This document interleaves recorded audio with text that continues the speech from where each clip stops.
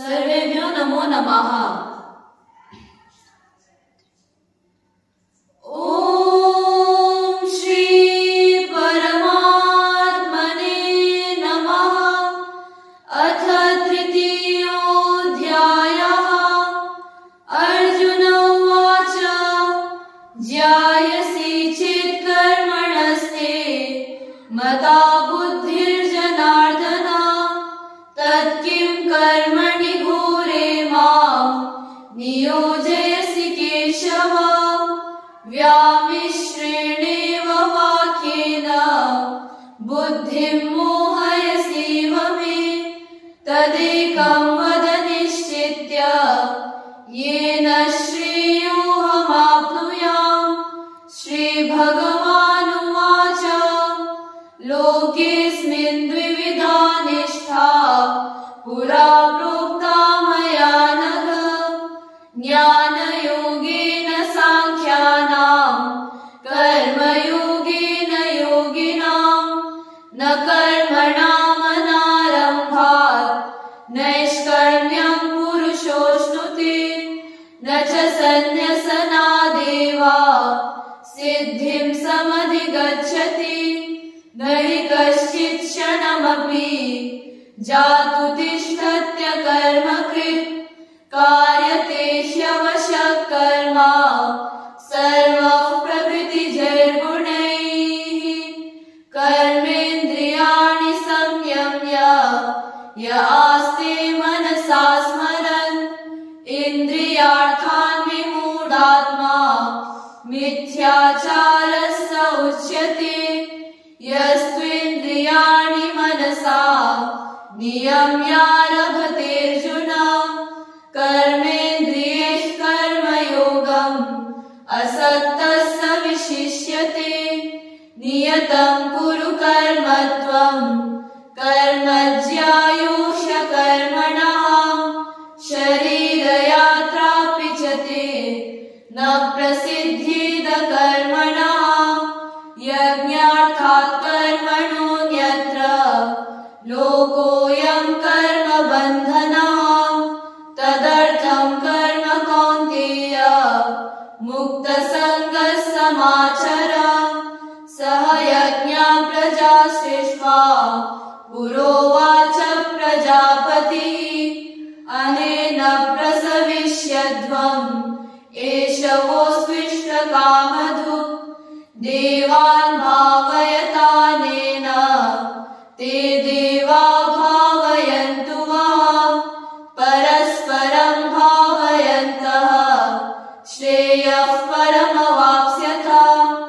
इष्टान् भोगानि वो देवाः दास्यन्ते यज्ञभाविताः तैर्दत्तानप्रदायेभ्यः यो भुङ्क्तेस्तेन एव सः।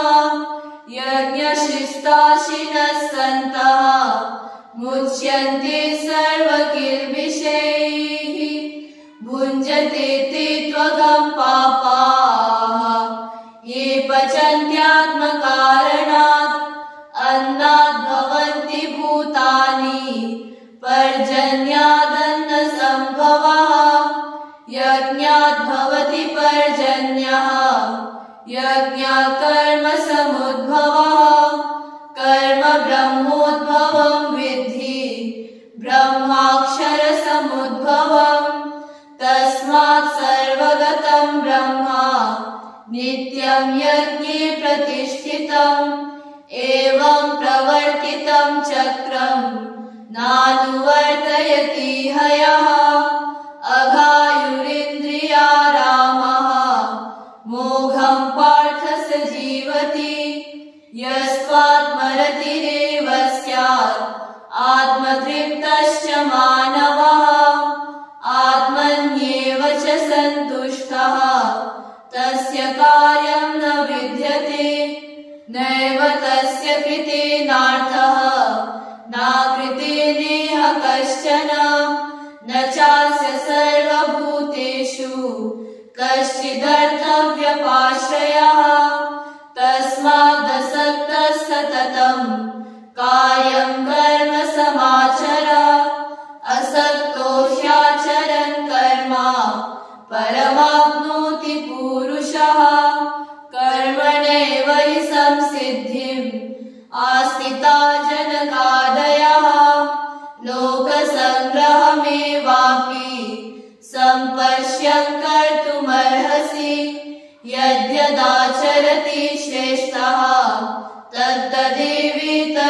जनः स यत्प्रमाणं कुरुते लोकस्तदनुवर्तते न मे पार्थास्ति कर्तव्यं त्रिषु लोकेषु किञ्चन नानवाप्तमवाप्तव्यं वर्त एव च कर्मणि यदि ह्यहं न वर्तेयं जातु कर्मण्यतन्द्रितः मम वर्त्मानुवर्तन्ते मनुष्याः पार्थ सर्वशः उत्सीदेयुरिमे लोकाः न कुर्यां कर्म चेदहं संकरस्य च कर्ता स्याम् उपहन्यामिमाः प्रजाः सक्ताः कर्मण्यविद्वांसः यथा कुर्वन्ति भारत कुर्याद्विद्वांस्तथा सक्तः चिकीर्षुर्लोकसङ्ग्रहम् न बुद्धिभेदं जनयेत् अज्ञानां कर्मसङ्गिनां जोषयेत् सर्वकर्माणि विद्वान् युक्तः समाचरन् प्रकृतेः क्रियमाणानि गुणैः कर्माणि सर्वशः अहङ्कारविमूढात्मा कर्ताहमिति मन्यते तत्त्ववित्तु महाबाहो गुणकर्मविभागयोः गुणा गुणेषु वर्तन्ते इति मत्वा न सज्जते प्रकृतेर्गुणसम्मूढाः सज्जन्ते गुणकर्मसु तान् कृत्स्नविदो मन्दान् कृत्स्नविन्न विचालयेत् मयि सर्वाणि कर्माणि सन्न्यस्याध्यात्मचेतसा निराशीर्निर्ममो भूत्वा युध्यस्व विगतज्वरः ये मे मतमिदं नित्यम् अनुतिष्ठन्ति मानवाः श्रद्धावन्तो न सूयन्तः मुच्यन्ते तेऽपि कर्मभिः ये त्वेतदभ्यसूयन्तः नानुतिष्ठन्ति मे मतम् सर्वज्ञानविमूढांस्तान् विद्धि नस्तान् चेतसः सदृशं चेष्टते स्वस्याः प्रकृतिर्ज्ञानवानपि प्रकृतिं यान्ति भूतानि निग्रह किं करिष्यति इन्द्रियस्येन्द्रियस्यार्थे रागद्वेषौ व्यवस्थितौ तयोर्नवशमागच्छेत् तौ ह्यस्य परिपन्थिनौ श्रेयान् स्वधर्मो विगुणः परधर्मात् स्वनुष्ठितात् स्वधर्मे निधनं श्रेयः परधर्मो भयावहः अर्जुन उवाच अथ केन प्रयुक्तोऽयं पापं चरति पूरुषः अनिच्छन्नपि वार्ष्णेय बलादिव नियोजितः श्रीभगवानुवाच काम एष क्रोध एषः रजोगुणसमुद्भवः महाशनो महापाप्मा विद्येनमिह वैरिणम् धूमेन व्रियते वह्निः यथादर्शो मलेन च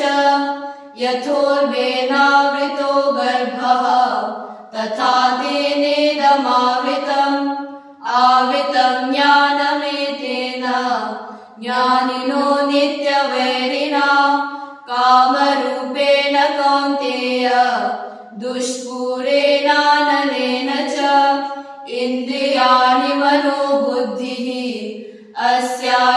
अस्याधिष्ठानमुच्यते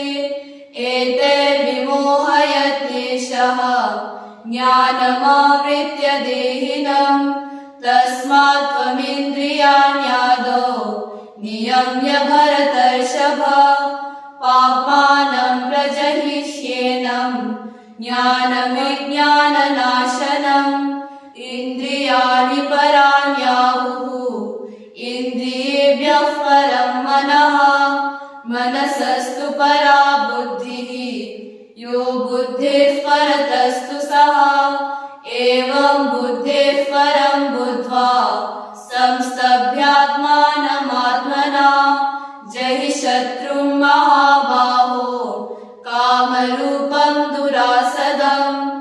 ॐ तत्सत् इति श्रीमद्भगवद्गीतासु उपनिषत्सु ब्रह्मविद्यायां योगशास्त्रे श्रीकृष्णार्जुनसंवादे